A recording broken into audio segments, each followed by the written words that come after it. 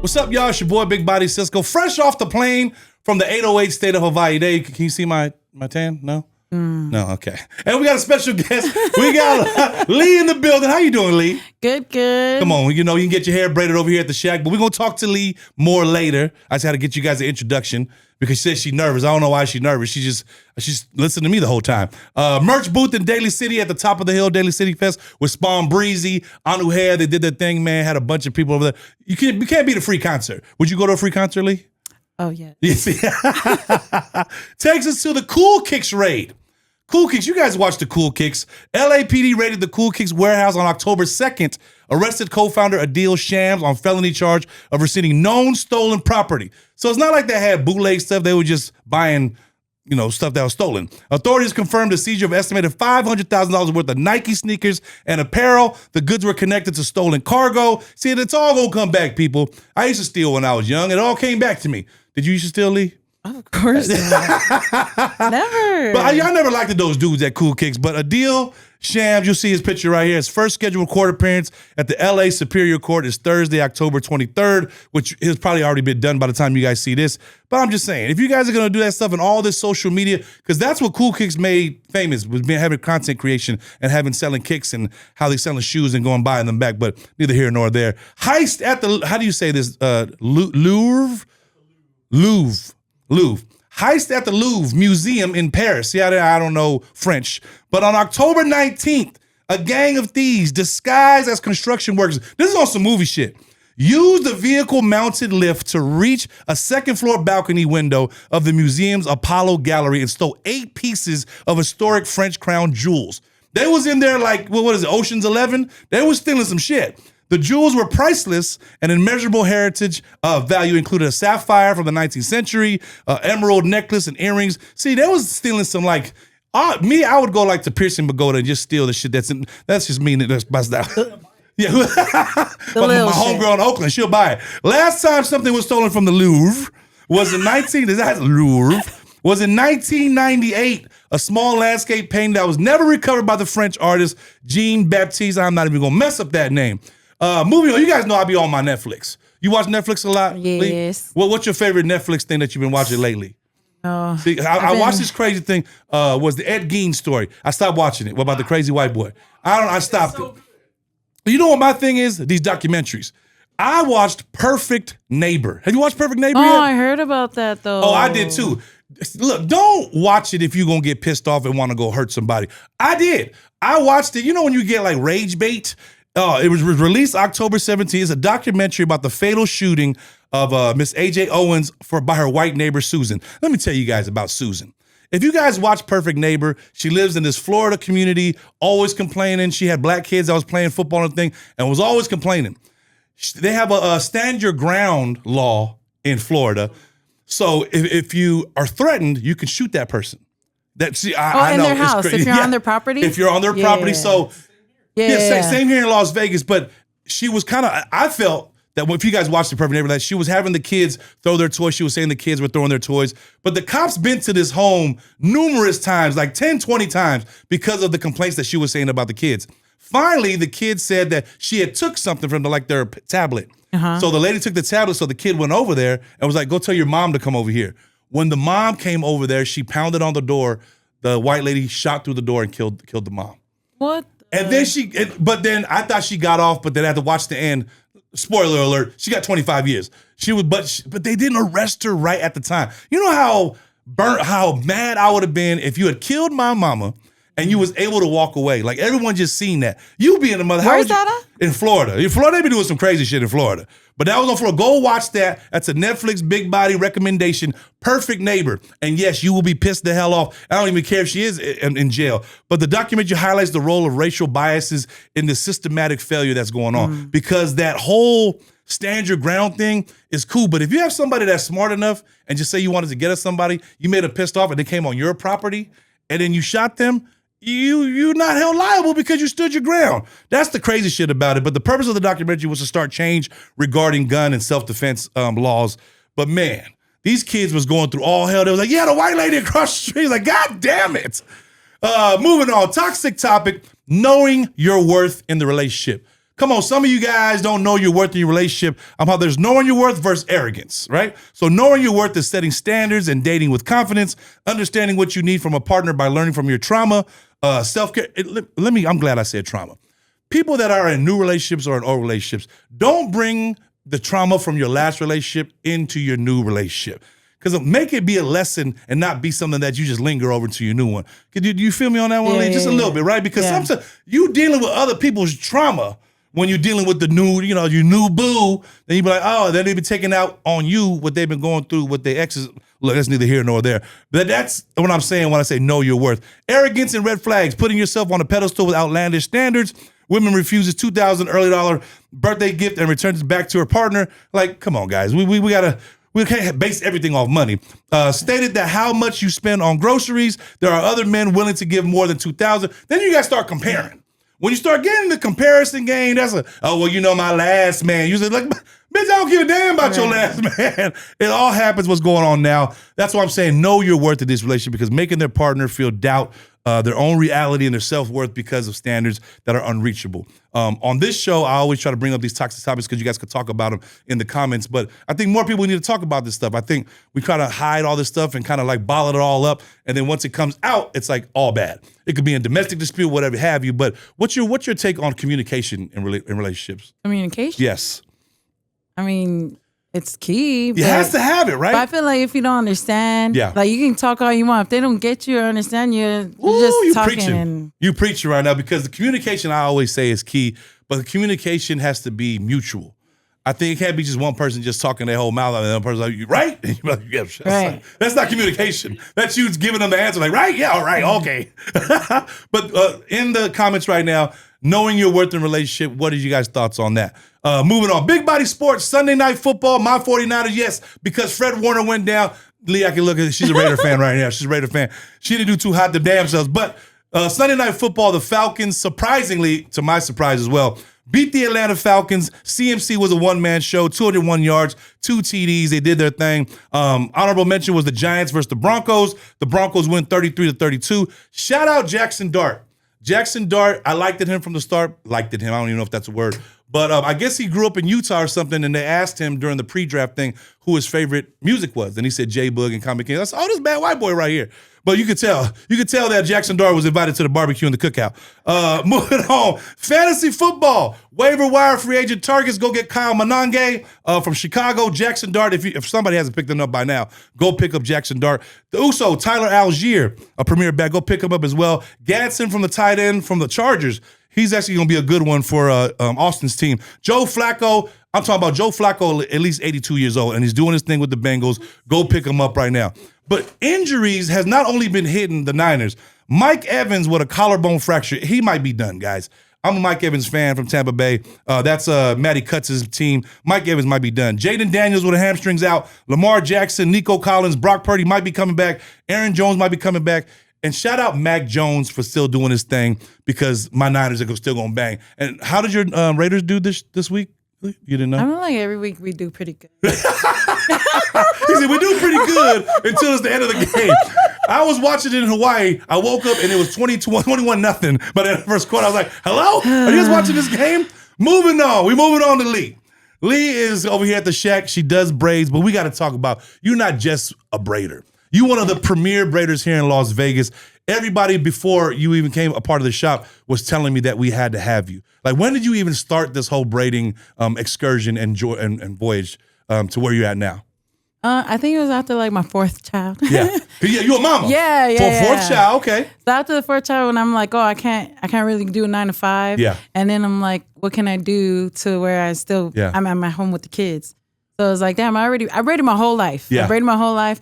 But you know where I come from. How do you even learn from braiding? Like, where do you learn how to braid? I mean, we all got a lot of hair. Yes. So like growing up, it was like, I'm braiding my sister's hair. It turned out like I'm practicing all of a sudden. When I got it down, then she's like requests, and then from there. But it was just like I was just braiding regularly. Yeah. Like when I was in Samoa or even in Hawaii, like before the football games, they'd be like, hey, braid my hair real quick. I will braid their hair real quick before the game. Wow. Like it'd be like the football players. So you was the one having all the dudes looking good in the braids and the helmets and all that. Because you started braiding at an early age. Yeah. And you were talking about in Samoa and stuff. Where did your journey start? Where are you from originally? American Samoa. Okay, so you was born and raised in American Samoa, and then how did your trek come over to Las Vegas? I think like my senior year is when I came straight from Samoa. Okay, what high school did you go to in Samoa? Michael. Go ahead, represent it. So your senior year, that's like an intricate year. That's like a very important year. I think my mom was going through like a midlife crisis. Yeah. So she's just like, we moved. And into out of all places, we didn't know anything about Vegas. I feel like when you live in Samoa, like everything like we learn in school is kind of like we had to memorize it. So we don't know. We've never been there. So I didn't even know, we didn't know that Vegas was a desert. Yeah, you didn't know nothing about Vegas, but what you see on TV. It was a big culture shock, a big weather shock. Wow. Where like, mind you, you're going from like, and this was summer. So it was like, obviously at the time. But you're like, from Samoa to Vegas is going from hell to hell. It's just a different hell. But it's like humid to dry as heck. Oh, okay, like, there you go. So it's humidity like, to desert, there like, you go. You can still breathe. You're sweating, but then you come out here, now it's dry. You can't breathe. It's like, and we didn't know. So, it's like it was just a big change. Even like when we, obviously went to school and I'm like.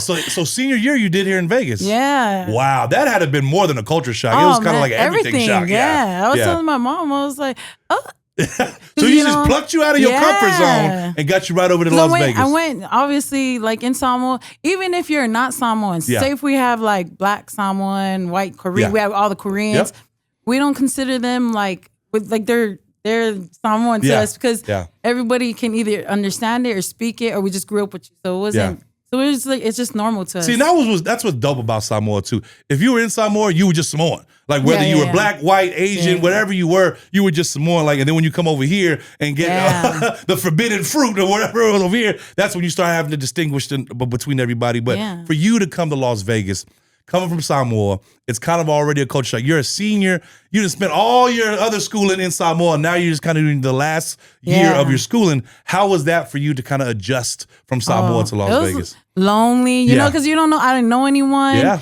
And then it was like all these other cultures. A lot of people were looking at me like, "What are you?" Like they didn't know. A lot of people don't know what Samoans are. Even now when I braid, like. Unless they're like, if I get, obviously because I braid, so I get a lot of black people. So the first question is like, what are you? And if they ask me that, I know they're from the East Coast. Exactly. But if they're black and they're like, oh, you're Samoan, I'd be like, oh, you're from Cali? They're like, yeah. It's like, I feel, everybody in Cali knows polys but it's just like, big culture shock. Like a lot of people don't know Samoans and, if they're from the East Coast. Absolutely. So when I came, a lot of people were just like, what are you? Like, are you Hawaiian? Are you from Hawaii? East Coast don't know. Everyone thought, when I went to the East Coast in Miami, they thought I was a big Puerto Rican. They was like, oh, you a big Puerto Rican. I was like, no, I'm Samoan. They was like, what's Samoan? I was like, The Rock. I was like, oh, okay, yeah. Because The Rock's half black, half Samoan. But for you to come here, your passion for braiding, so you already knew how to braid when you came to Vegas. Yeah. So was that kind of a getaway for you to kind of say, okay, I'm in Las Vegas, now I can start still braiding the family and friends? No. Or no, what? Because now it's 2025, so we embrace like entrepreneurship and all that stuff. Back then, especially in Samoa, it was like college, go to college. You have school. It was like, and then it's like, I would have never thought I'd braid for a living, but back then it would be like, if it ain't a doctor, like because that was a stigma with Samoans. Yes. Like you had to be like doctor, firefighter, like policeman. That was like it for you guys. When you came over here, you had the whole mindset of being an entrepreneur, kind of doing what you love. Yes. And kind of seeing what you love to do for a living. Because that's when I came here, I said, I love music, so I'm going to be in the music game. I love doing this. So for you to come over here and kind of saying, wait, we actually can pick and choose what we want to do. Where it's kind of like, back then nobody would say, oh, braider, you're going to be perfect. You're going to be the best braider. No, they're like, braider, get a real job. Yeah, exactly. I feel like we still get that now. Like any barbers, any entrepreneurs, they're like, get a real job. Like, they don't believe that you can make a living, but they don't understand the freedom and all that stuff, or like the growth. Like and the freedom. You said it right there. I think the freedom, especially as a mother. I think as a mother because how many kids you said you had? 5. Yeah, 5 kids. Only you're a mother. 5. But 5. Me too. I got 5 too, and 3 grandkids, but that's neither here nor there. But being a mother, you have to find the time to be a mother and to also make a living. Oh. So when you were kind of in that stage of saying, okay, I got to find a way to still be mom and still be what am I going to be? Yeah. When did you say, I could get money for braiding? Yeah, it wasn't until, I braided like after my 4th child. That's when I'm like, oh, I could braid. Yeah. And mind you, I was like, damn, will people pay? Because I braided my whole life for free. Yeah. So now I'm kind of like, damn, I had a hard time charging, because I did for free. So now I'm just like, can I ask them for money? Because it was I like don't the know. awkwardness. Like after you're done braiding them, they're like, how much do I owe you? You're like, oh no, that was cool. Yes. And now you guys, when you guys are good at something, you can only do that for so long before you start saying, let me send you an invoice. Or me and Austin will say, well, this is what it is. So I'd always kind of, to create the value and the worth, like we were talking about earlier, was the worth of what your expertise was. I think you could, because I think I came down a few times and my cousin KT had got braided by you. I said, damn, I said, your braids look tight. You know what I mean? So that was kind of like a thing because braiding was started to be popular. Yeah. I think there was a phase in Las Vegas or just on the West Coast alone where braids was big. Like where Allen Iverson made them big for playing basketball. All these football players were getting braided up to suit. But when you were braiding up for football games, you weren't getting paid. You were just kind of braiding up the homie, just braiding up the family. But now that you kind of said, somebody said, oh, here's $100 or whatever it was at the time. That was kind of like a turning point for you to kind of say, wait a minute. When was that point for you happening? I think it was like right when I forgot whose hair I braided, but he's like a big fighter in Cali or whatever. But I was like, oh, $60. And he gave me $200. I was like, oh. And I was like, oh my gosh, that's a lot. And he was like, what the heck? You just did like the braids that you braided. This is how much it should cost and all that stuff. And I didn't know at the time. I didn't even until I started getting around. You know how you are, who you surround yourself with. Yes. When I started surrounding myself with people who actually like entrepreneurship was a thing. Yeah. And they're like, man, that's nothing. And then even when I'm seeing like how much other braiders are making, and then I'm not knocking anybody, but I'm saying like they'll be like, oh, I braided and I got this much, and I'm like looking and my braids look better. Yeah. And you're like, you paid what for what? Yeah. So then that's when I was like, wait, so you can make that much? Yes. And then I'm like, oh, so I've been sitting on a lot of this talent that I didn't realize because never.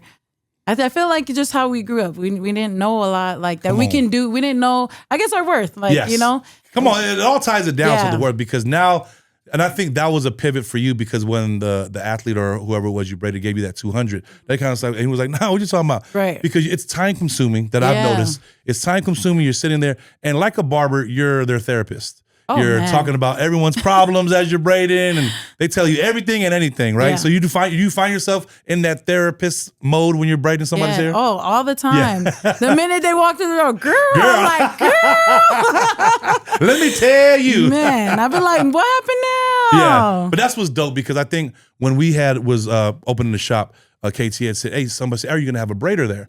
And I said, absolutely. I said, we had a few people, but then your name kept coming up. And then I think we had met you during the process of building. It wasn't what it looked like now. And then I was kind of saying, hey, when we have it, we'll get it all figured out. And now everyone's calling and hitting me in my DMs. Hey, can we get braided by Lee over there? Because she's dope. Because where could they follow you on Instagram if they don't know where you're at? Braids by Lee. Braids by Lee. It's right there. You can see it right on the bottom. Braids by Lee at the Shack. But you're in high demand right now. And when I say high demand right now, I had somebody, she was like, oh, I'm booked. I said, hold on, you're booked? And being booked is a good thing, but do you see this thing where they're going to have shops that are just be predominantly for braiders? Like, would that be something for you to kind of be your next stepping stone? Like, because I'm not even a barber. I just get my haircut a lot. And to kind of saying I wanted my podcast studio and wanted the barbershop, it was a vision that I had. Where do you see visioning for braiding go? Because now you're already, in a shop and you're braiding hair. Like, do you see designated shops being a thing later on down the line? I do. I feel like low key. I mean, I feel like I'm at a point where I'm good at braiding and my hands are good now. Yeah. But I'm not trying to do this. They ain't always gonna be good. We're doing as much as we can now. Yeah. But like later. So I feel like eventually I wanna just like put it more on like passive income. Yeah. If I were to do like videos and teach it or like more of just kind of drift away from not really drift away, but you know what I mean? Yeah. Like, I'm braiding now and I'm good at what I do. And then all that I'm like soak up all that I'm learning in and be able to pass it down to whoever, especially like someone's like I feel like everyone can braid. Yes. And I know so many any poly and I don't know how to braid. Anyone can braid. I cut my hair like a fade so I didn't have to braid. Right. But that brings us right to what you were saying, teaching and kind of showing what your strength was. It brings me into my next question of social media and content creating.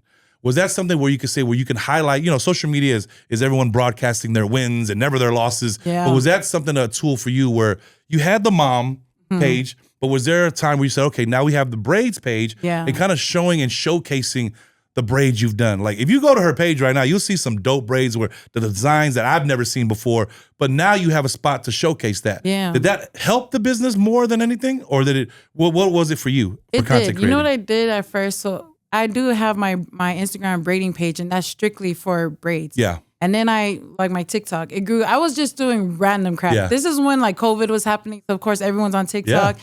And I'm like, my kids were on it first. And I was like, man, that's so stupid. Like, you don't have to dance, blah, blah, blah. And then I went on, we were doing like a family thing. Yeah. Then after that, I started getting followers. I was like, okay, I'm gonna make my own page, guys. So then I gotta get mama page and my braids page, yeah. So then I did, but it was more of just myself. Like, it wasn't just strictly braids. Yeah. I didn't want it to be, you know how everyone says niche down and stuff like that. At the time, I'm like, it's whatever. So I would do like, here and there I do my braids, but majority of the time I'm doing whatever was funny to me or like whatever your everyday life was. You know how we like laugh about our trauma? Yes. Like, yeah. It was stuff and we try like to that. make fun of it. Yes. But then it was like I realized because it's relatable. Yeah. So then I started doing like relatable content. It wasn't always just trauma Ooh, content. She's preaching right now. Yeah. So then from like being relatable, so then now I have like an audience where it wasn't just braids. So, but because now I have an audience, now I can show, I actually do this. Yes, absolutely. You know, then now it's like, I do my braids, and then from there. But I feel like in a way it helps.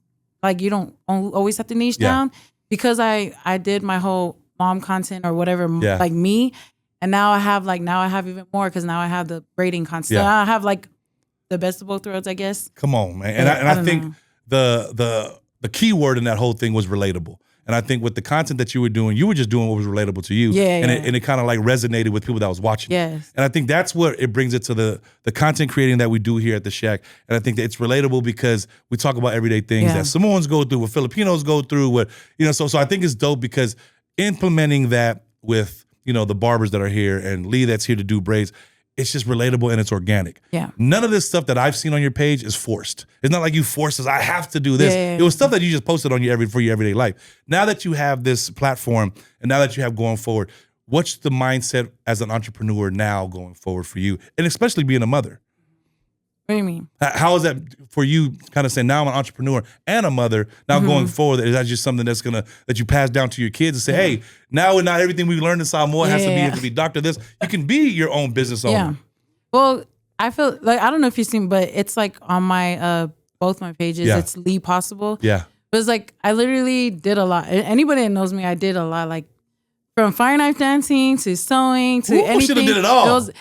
But and I realized like, it's one of those things like, I know I could do it and I've shown I was able to do it. And I feel like anybody can do anything. We feel like we're so limited. A lot of us to this day, which sucks that some of us were so capped or we're limited and we can't go. But it's like, it's possible. Like, you literally can do anything.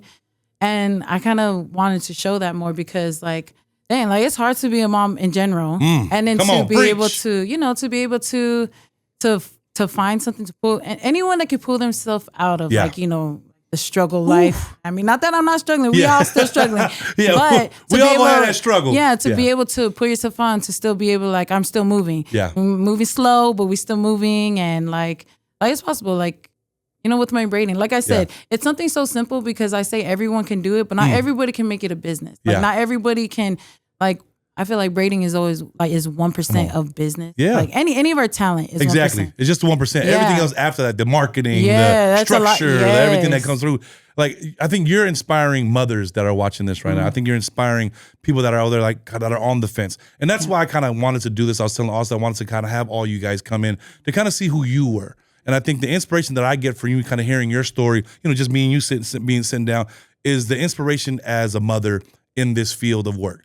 Now you're an entrepreneur, and you said anything's possible, where somebody who's watching right now is saying, nah, I couldn't do that. Then they're watching this like, oh, wait, if she did that with 5 kids and now she's doing that, it can definitely be an inspiration. And I think that's why I want to thank you for kind of opening up to us and to our audience and our platform, because there is a mother right now that can, wait, I don't got to just sit here and do for hours all day and wash dishes. I could go do something. So what's that message that you have for that mom watching you right now saying, girl, well, how'd you do that? I feel like, and I'm telling you, literally you can do anything. You got people, mothers that are not doing anything at home on the couch recording themselves. They're making money off of washing dishes. Turn your camera on. I feel like everyone got a phone, and it don't even have to be the best. Like, it's relatable because we see us moms, and sometimes I watch people cleaning. Like, sometimes it's like therapeutic. I watch people eating, and I'm like, why am I watching them eating? They'll be like cleaning. They clean. Those people that clean rugs. They go into yards, and I feel like there's money everywhere. There's money in Vegas. I have a guilty passion. I'm watching guys fillet fish.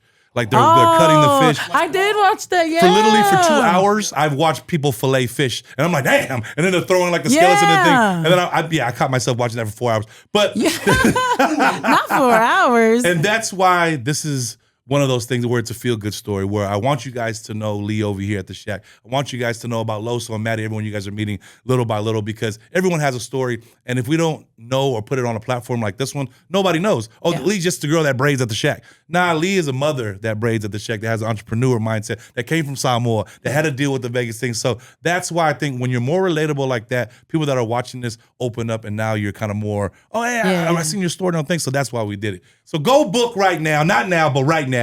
Book with Lee. Go get it. We'll have it, all the information over there. And how can they reach you again? Tell them what's on the page. Braids by Lee 702.